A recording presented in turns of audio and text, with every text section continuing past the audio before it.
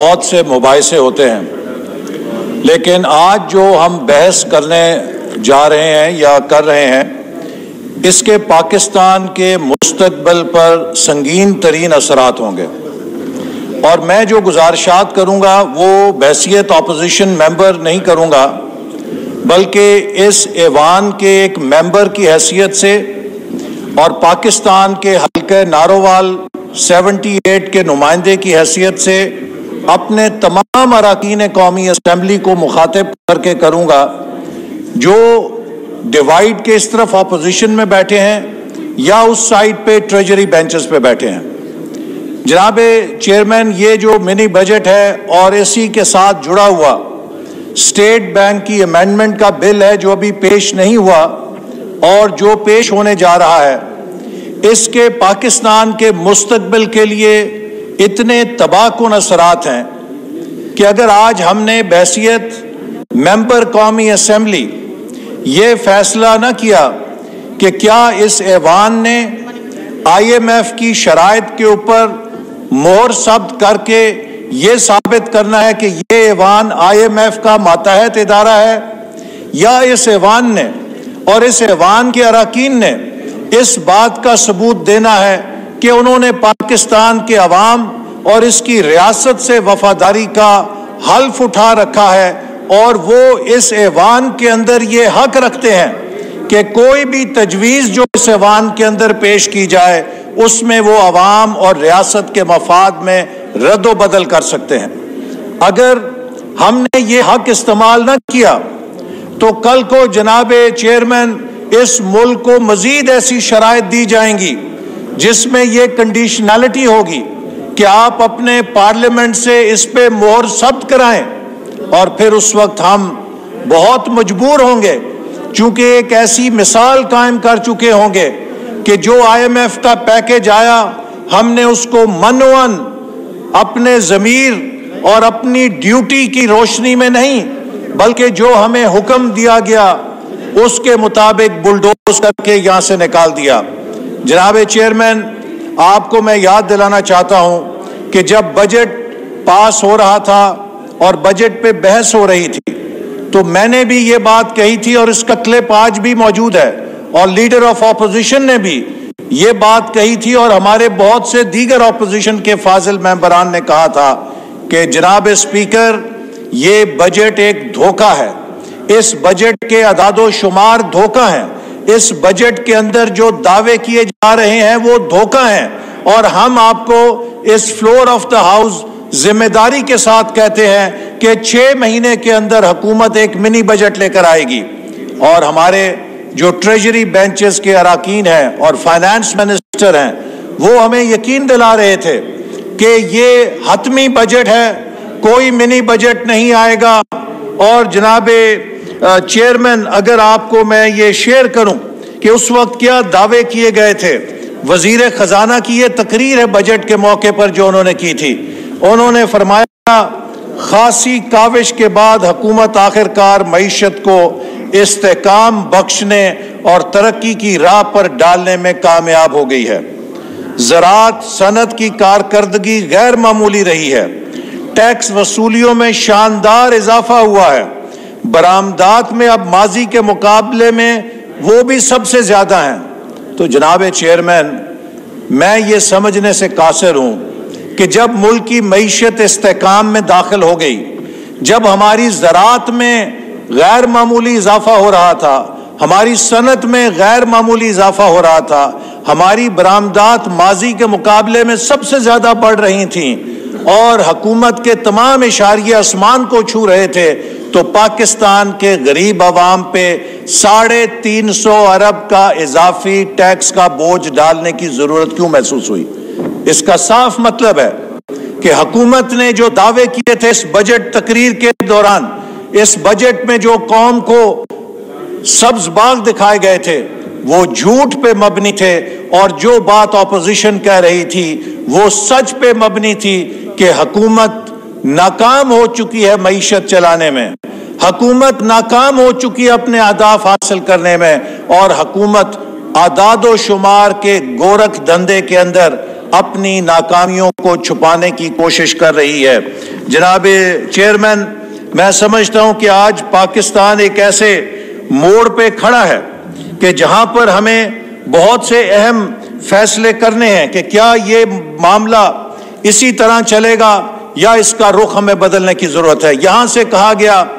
کہ جناب IMF کے پاس تو پچھلی حکومتیں بھی گئی تھیں تو ہم بھی چلے گئے تو کیا گناہ کیا۔ IMF کے پاس جانا یقیناً کوئی گناہ نہیں ہے، چونکہ IMF is a lender of last resort for any state، چونکہ ہر ملک نے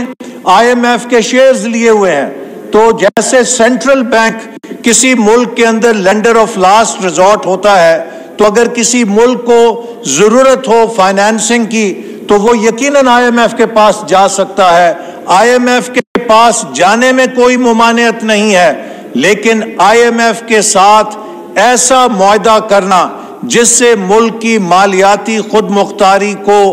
داؤ پہ لگایا جائے، جس سے ملک کی مالیاتی خود مختاری کو گروی رکھا جائے، جس سے اپنے 22 کروڑ عوام کے مستقبل کو گروی رکھا جائے، اس IMF کے معاہدے پر یقیناً اعتراض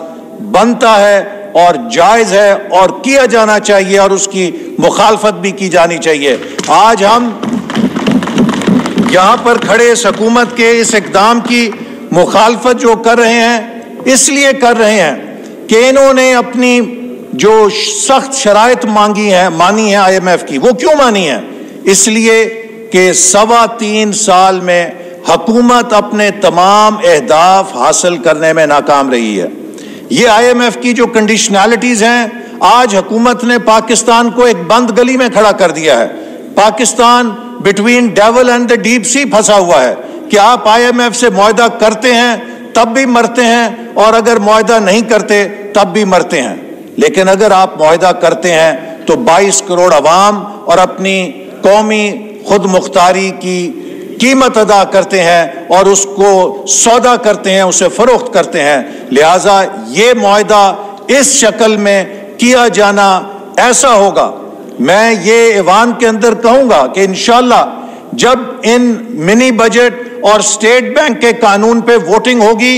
تو ہم سب کھڑے ہوں گے تاکہ تاریخ میں یہ نام زندہ رہیں اور لکھے جائیں کہ وہ کون سے پاکستان کی دھرتی سے، اس کے آئین سے، اس کے عوام سے حق ادا کرنے والے لوگ تھے۔ اس حلف کا جو انہوں نے اٹھایا تھا، انہوں نے مخالفت کی تھی یہاں پر کھڑے ہو کے، اور وہ کون سے لوگ تھے کہ جنہوں نے اپنا ضمیر بیچا، جنہوں نے اقتدار کے لالچ کے اندر آ کے پاکستان کے غریب لوگوں پر 350 ارب کا مہنگائی کا بم چلایا اور ہماری آنے والی نسلوں کو، قومی خود مختاری کو، مالیاتی خود مختاری کو اپنی نااہلی اور ناکامی کی بدولت IMF کے پاس گروی رکھ دیا۔ اس کے نتیجے میں جو اقدامات حکومت اٹھا رہی ہے، میں اسٹیٹ بینک کے قانون پہ جب وہ آئے گا تفصیل سے بحث کروں گا، لیکن قائد اعظم نے ہمیں انگریز سے آزادی دلائی تھی، عمران نیازی کی حکومت ہمیں IMF کی غلامی کے سپرد کرنے جا رہی ہے۔ اور میں حکومت کے حلیف جماعتوں سے بھی کہوں گا کہ ہمارے آپس کے اختلافات ہو سکتے ہیں، لیکن خدارا اس مسئلے کو حکومت اور اپوزیشن سے بالاتر ہو کر دیکھیں۔ میری خاص طور پہ MQM سے درخواست ہے کہ آپ غریب اور متوسط طبقے کی نمائندگی کا دعویٰ کرتے ہیں، یہ 350 ارب روپے کا جو اضافی ٹیکس لگے گا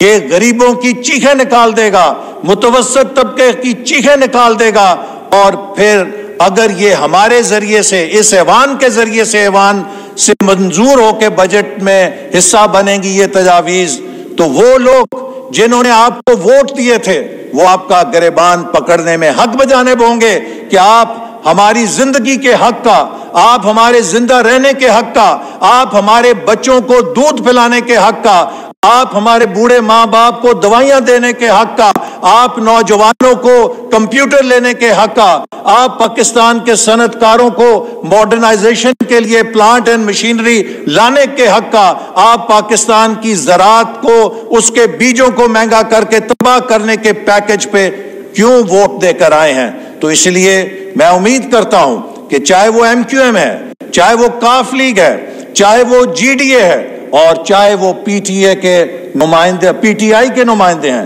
علی محمد صاحب بڑی جذباتی کئی دفعہ باتیں کرتے ہیں. ان جیسے جتنے پی ٹی آئی کے فضل اکبر صاحب ہیں، شیر اکبر صاحب ہیں، ان سے میں کہوں گا وہ بڑا ایک رکھتے ہیں، پس منظر رکھتے ہیں بنیر سے. احسن اقبال صاحب وہ تحریکی پس منظر بھی رکھتے ہیں. احسن اقبال صاحب یہ میں یہ عرض کر رہا ہوں کہ اس موقع پر سب کو اپنے ضمیر، اور آپ کے والد صاحب کی کیا شاندار نشانیاں ہیں، روایات ہیں چیئرمین صاحب، آپ کو بھی اپنے والد صاحب کے چہرے کو سامنے رکھ کے ووٹ دینا ہوگا. تو میں یہ کہہ رہا ہوں کہ جناب اگر آپ صرف مجھے اجازت دیں کہ اس کے نتائج کیا ہوں گے. سب سے پہلے تو یہ ہے کہ جی ایس ٹی ہم نے اکراس دا بورڈ 15% سے 17% کر دیا ہے. کوئی بھی چیز پاکستان میں جو کوئی غریب آدمی خریدتا ہے، چاہے وہ چائے کی پیالی پیتا ہے، چاہے وہ محنت کرنے کے بعد صابن کی ٹکی خریدتا ہے تاکہ اپنا ہاتھ دھوئے، وہ نہائے، اپنے آپ کو صاف کرے، چاہے وہ گھر کے اندر بچوں کے لیے چینی لاتا ہے، آٹا لاتا ہے، وہ گھر میں کھانا پکانے کا تیل لاتا ہے، وہ ہر چیز پہ 17% جی ایس ٹی ادا کرے گا. تو جن چیزوں پہ پہلے 15% تھی اب سب 17% ہوگی. اکراس دا بورڈ مہنگائی ہوگی. پھر اس کے بعد جناب چیئرمین آپ یہ دیکھیے کہ جن چیزوں پہ یہ منی بجٹ لایا گیا ہے، میں حکومت کی دانش سے علی محمد صاحب سے یہ سوال کرتا ہوں کہ یہ مجھے جواب دیں کہ آخر پاکستان میں اتنی حکومتیں آئیں، پیپلز پارٹی کی حکومت آئی، ہماری حکومت آئی، اور خود پی ٹی آئی نے بھی 3 بجٹ دیے، ان چیزوں پہ کیوں 0% جی ایس ٹی رکھا گیا؟ ان چیزوں پہ کیوں 5% جی ایس ٹی رکھا گیا؟ ان چیزوں پہ کیوں 8% جی ایس ٹی رکھا گیا؟ اس لیے رکھا گیا کہ ہر حکومت یہ سمجھتی تھی کہ یہ چیزیں براہ راست عوام کو متاثر کرتی ہیں، یہ چیزیں براہ راست عوام کی ضرورت کی ہیں، چاہے وہ تعلیم سے تعلق رکھیں، چاہے وہ صحت کے شعبے سے تعلق رکھیں، چاہے وہ زراعت کے شعبے سے تعلق رکھیں، چاہے وہ صنعت کے شعبے سے تعلق رکھیں، چاہے وہ پاکستان کے سروس سیکٹر سے تعلق رکھیں. ان سب کو اس ڈیوٹی کے بوجھ سے بچانا اس لیے ضروری تھا کہ اس کا بوجھ براہ راست عوام پہ پڑتا ہے. تو ایک چیز جس کو آج تک کسی حکومت نے ہاتھ نہیں لگایا، اس کی حرمت کا، عوام کے مفاد کا ہر حکومت نے خیال رکھا. آج پی ٹی آئی کی حکومت 350 ارب روپے کا وہ ٹیکس بوجھ جو کسی حکومت نے آج تک عوام پر منتقل نہیں ہونے دیا تھا، اس کو منتقل کرنے جا رہی ہے. وزیر خزانہ صاحب کی میں نے پریس کانفرنس سنی، میں حیران ہوتا ہوں کہ 21ویں صدی میں اتنے بڑے بڑے لطیفے ہوتے ہیں کہ کہتے ہیں کہ صرف 2 ارب روپے کا بوجھ پڑے گا عوام کے اوپر اور 350 ارب کی ہم ڈیوٹی واپس کر رہے ہیں. جناب وزیر خزانہ صاحب، آپ 350 ارب کی جو ڈیوٹی واپس لے رہے ہیں، چھوٹ واپس لے رہے ہیں، تو مجھے یہ بتائیے کہ یہ 350 ارب کی جو ٹیکس ہے کیا یہ فرشتے ادا کریں گے؟ جب آپ اس کو وڈرا کر رہے ہیں، اس کی ایگزیمپشن کو، تو یہ پاکستان کے عوام ادا کریں گے. تو جناب یہاں پر دودھ کے اوپر ٹیکس، یہاں پہ ڈبل روٹی کے اوپر ٹیکس، یہاں پر کمپیوٹر کے اوپر ٹیکس، یہاں پہ مشینری کے اوپر ٹیکس، یہاں پہ بیماریوں کا علاج کرنے والے اکوپمنٹ کے اوپر ٹیکس، کتابوں کے اوپر ٹیکس، ہر چیز پر ٹیکس. تو ایک ٹیکس اور لگا دیتے، وہ حماقتوں کے اوپر بھی ٹیکس لگا دیتے. شاید حماقتوں کے اوپر ٹیکس لگنے سے حکومت کی حماقتوں میں کمی آ جاتی. ہر روز ہم ایک نئی حماقت دیکھتے ہیں. جناب اسپیکر، چیئرمین، یہ بجٹ کی ایک ایک تحریر پڑھیں آپ. حکومت نے جو چیزوں کا انسینٹیو دیا تھا کہ جی زراعت اس لیے ترقی کرے گی کہ ہم زراعت میں میکنائزیشن کو فروغ دیں گے، ہم زراعت میں جو وہ اکوپمنٹ ہے زراعت کا، اس کو، ٹریکٹرز کو، سیڈز کو، فرٹیلائزرز کو، جن چیزوں کو آپ نے فروغ دینا تھا سب پہ آپ نے ٹیکس لگا دیا ہے. اسی طرح انڈسٹری کا چیپٹر پڑھ لیجئے، جن چیزوں کو آپ نے مراد دینی تھی، انسینٹیو دینی تھی، سب کے اوپر آپ نے ٹیکس لگا دیا ہے. تو آپ کا تو یہ بجٹ ہی ریلیونٹ ہو گیا ہے، کیونکہ اس بجٹ کے اندر جو آپ نے ایک پالیسی فریم ورک دیا تھا، آپ نے اس سے 180 ڈگری کی دوسری سمت کے اوپر یہ 350 ارب کے ٹیکس لگا کے وہ سارے انسینٹیوز واپس لے لیے ہیں. پھر نہ صرف یہ کہ آپ نے 350 ارب کے ٹیکس لگا دیے ہیں, آپ نے تقریباً 250 ارب روپے ڈیولپمنٹ بجٹ میں کٹوتی کر دی ہے. جناب چیئرمین, حکومت نے دعویٰ کیا تھا کہ ہم 600 ارب سے 900 ارب پہ پی ایس ڈی پی لے کر جا رہے ہیں, جبکہ ہمارے دور میں 1000 ارب تھا. آج 4 سال بعد ہم پھر اس کو 600 ارب کے اوپر لے کر جا رہے ہیں. مجھے آپ بتائیں کیسے چلے گا سی پیک, کیسے چلیں گے بڑے بڑے ترقیاتی منصوبے, کیسے بنائیں گے آپ ML1 جس کے لیے آپ نے اس بجٹ میں وعدہ کیا تھا کہ کراچی پشاور جو مین لائن کا پروجیکٹ ہے, سی پیک کا فلیگ شپ پروجیکٹ ہے, جو تقریباً $8 ارب کا پروجیکٹ ہے, جب آپ 250 ارب کی کٹوتی کر رہے ہیں پی ایس ڈی پی میں, کیسے چلے گا وہ منصوبہ؟ آپ بتائیں دیامیر بھاشا ڈیم کیسے بنے گا؟ یہ 250 ارب کی کٹوتی جو ہے یہ تقریباً 2000 ارب کی کاسٹ اوور رن میں قوم کو پڑے گی, کیونکہ جب آپ یہ کٹوتی کریں گے جناب چیئرمین تو وہ پروجیکٹ سست روی کا شکار ہوں گے, وہ پروجیکٹ ڈیلیز کا شکار ہوں گے, اس میں کاسٹ ایسکیلیشن آئے گی. اور حکومت کو یہ نہیں پتا کہ جو 250 ارب یہ ترقیاتی بجٹ میں کٹوتی کر رہے ہیں, پاکستان کے عوام کو 2000 ارب سے زیادہ اس کی قیمت ادا کرنی پڑے گی. اسی طرح جناب چیئرمین میں یہ عرض کرنا چاہتا ہوں جی میں ختم کرنے لگا ہوں کہ آج جو ہمیں مسئلہ درپیش ہے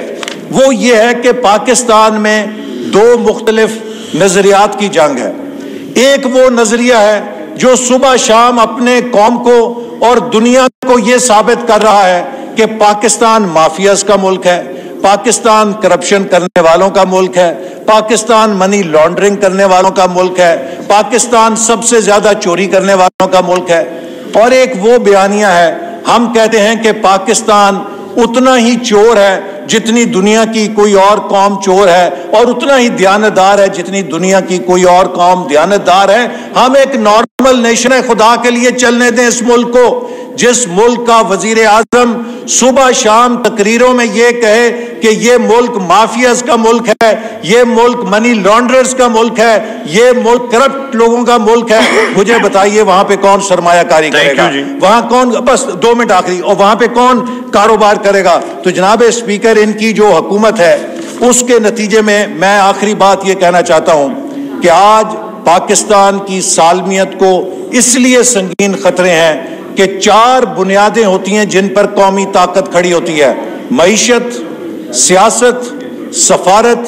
اور معاشرت. اگر آپ معیشت کی حالت دیکھیں تو آپ کے سامنے ہے پاکستان بدترین قرضوں میں جکڑا جا چکا ہے, گروتھ کمپرومائز ہو گئی ہے, بدترین مہنگائی, بے روزگاری ہے, عوام بے چین اور پریشان ہیں, اور 90% عوام کہتے ہیں ہم غلط سمت میں جا رہے ہیں. اگر آپ ہماری سفارت دیکھیں تو خود وزیر خزانہ کہتے ہیں کہ امریکہ سے تعلقات اچھے نہیں, اس لیے IMF سے مدد نہیں مل رہی. وہ خود اس بات کا اقرار کر رہے ہیں. نہ ہمیں پتہ ہے کہ امریکہ ہمارا دوست ہے, نہ ہمیں پتہ ہے کہ چین کے ساتھ کیسے تعلقات ہیں اور خلیجی ممالک سے کیسے تعلقات ہیں. آج بھارت کشمیر کے اندر مسلمانوں کا خون کر رہا ہے, اور جناب چیئرمین حالت یہ ہے کہ اسلام آباد میں اسلامی وزراء خارجہ کی اس ایوان کے اندر کانفرنس ہوتی ہے اور ہم کشمیر کا نام تک نہیں لے سکتے. یہ پاکستان کی حالت ہے. اور پھر سیاست کی حالت یہ ہے کہ ہر روز محاذرائی, ہر روز درجہ حرارت آپ بڑھا رہے ہیں, جس سے کہ پورا گورننس کا نظام پگھل رہا ہے. اور معاشرت یہ ہے کہ آپ نے نفرت اور انتہا پسندی اور ناہمواری اتنی پیدا کر دی ہے کہ پاکستان ایک اور لبنان بن گیا ہے جہاں امیر اور غریب. آخری ایک منٹ. تو جناب چیئرمین, آج پاکستان کو لبنان بنا دیا گیا ہے کہ امیر ترین ہو گیا ہے. آپ چلے جائیں شاپنگ پلازاز کے اندر, وہاں پہ ریل پھیل نظر آئے گی امیروں کی. آپ ریسٹورنٹس میں چلے جائیں, امیروں کی ریل پھیل نظر آئے گی. لیکن آپ غریبوں کی بستیوں میں جائیں, وہاں بھوک ہے, وہاں موت ہے, وہاں غربت ہے, وہاں بیماری ہے. آج غریب آدمی امیروں کے پھینکے ہوئے کھانوں میں سے اپنے بچوں کے لیے روٹی تلاش کر رہا ہے. تو یہ وہ خطرات ہیں جن سے اگر نکلنا ہے تو تو میں صرف ایک حل تجویز کرتا ہوں. ایک جی حل ہے IMF سے بچنے کا ایک حل ہے. جی بائک IMF سے بچنے کا ایک حل ہے اور اس کی کنجی میرے MQM کے بھائیوں کاف لیگ اور GDA کے پاس ہے کہ آپ اس حکومت کو چھوڑیں,